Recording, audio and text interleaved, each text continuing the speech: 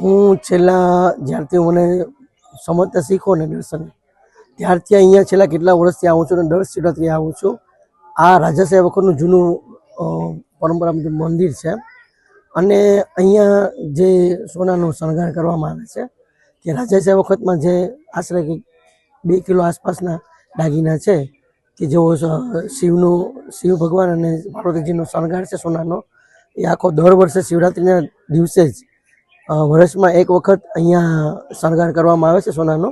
અને તે શણગાર તિજોરીમાં હોય છે, સરકારી તિજોરીમાં, ત્યાંથી લઈ અને અહીંયા સિક્યુરિટી ગાર્ડની સાથે અહીંયા દર્શનનો લાભ બધા લે છે અને આ વર્ષમાં એક વખત જ હોય છે.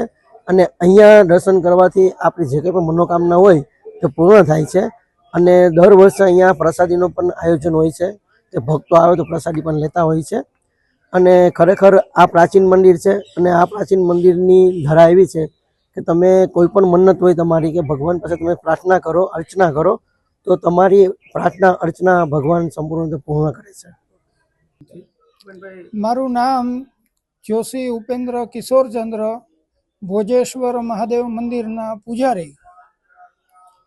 આ મંદિર ઈસવીસન વિક્રમ સંવંત 1879ની અંદરમાં બન્યું. જે આ મંદિરને શ્રાવણ સુદ પૂનમના દિવસે 203 વર્ષ પૂરા કરી અને 204 વર્ષ ચોથા વર્ષની અંદરમાં અમારા વડીલો પાર્જિત આ મંદિરમાં સેવાઓ કરતા આવ્યા છે. આ મંદિરની અંદરમાં સર્વપ્રથમ આપણા હિન્દુના બધા તહેવારોમાં આ જે ઘરેણા આપ જુઓ છો એ ઘરેણા ચડતા, પરંતુ કાળક્રમે અને સમયને અનુલક્ષીને હવે માત્ર મહાશિવરાત્રિના દિવસે જ આ ઘરેણા ચડાવવામાં આવે છે.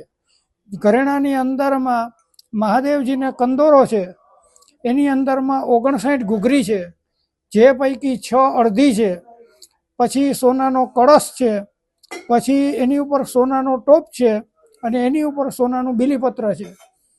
એ જ રીતે માતાજીના પગની અંદરમાં ઝાંઝર છે, જેને રજવાડી ભાષામાં તોડા કહેવામાં આવે, એની અંદરમાં 8 ચપટી ઘૂઘરી છે અને માતાજીને 4 બંગડી છે અને જેને બલોયા કહેવામાં આવે, જે સોનાની જયપુરી જળતરનો ચાંદલો છે અને માતાજીને હોનાનો મુગટ છે. આ માતાજીના ઘરેણા રહેલા છે.